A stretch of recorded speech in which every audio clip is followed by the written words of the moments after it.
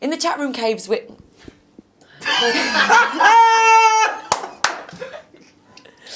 Oh, in the chat room caves, we're now joined by Stephen K. Amos, who's had a little bit too much sugar early in the morning. Good morning. Good morning. I love sugar in the morning. That's the only way I can start the day.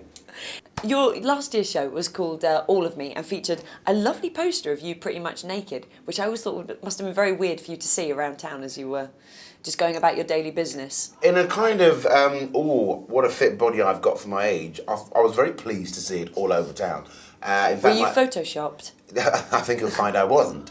But there was a certain amount of camera trickery involved because, you know, I didn't want to hang out all over the place. No. Now, this show this year is called More of Me, and that feels like it's bordering on a threat to me if you stripped off this year, and how much more of you is there to bear? Last year was the very first time that I ever contemplated talking about personal things that happened to me. And one of the catalysts for that was I got back from Australia 2 years ago, and I was sitting at my home just before Christmas, put the news on, and they said a body was found on a common near where I live. And I just happened to glance over, picture on the screen, it was a friend of mine that I knew personally. And I thought, oh my God.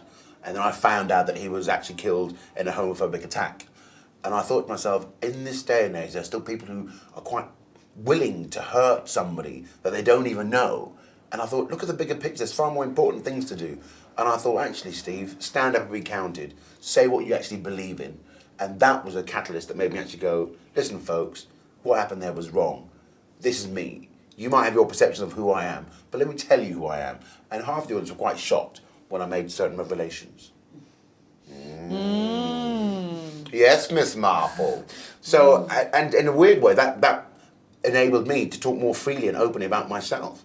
And I found out that I could actually be funny and honest at the same time, which is something I'd never ever done before. All I thought of was, I'm the joker of the pack.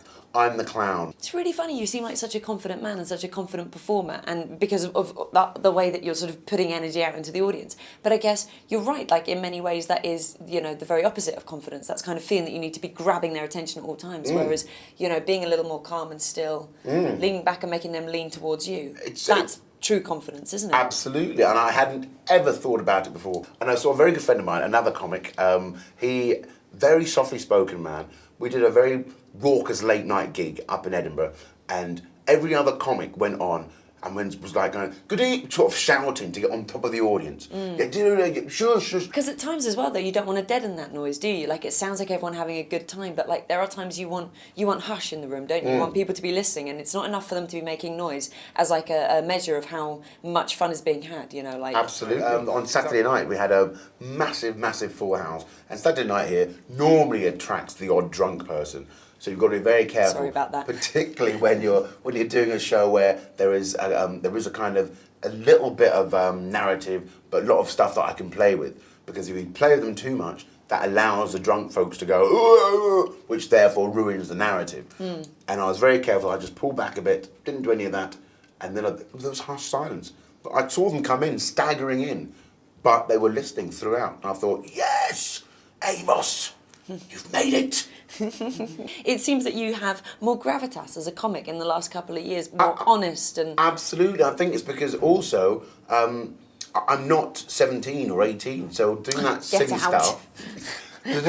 stuff, it's like kind of, you don't need to do that anymore. We can all laugh at serious issues if it's delivered in the right way. And I'm actually liking this new status. I'm loving it. Thank you very much. Thank you very much. Thank you.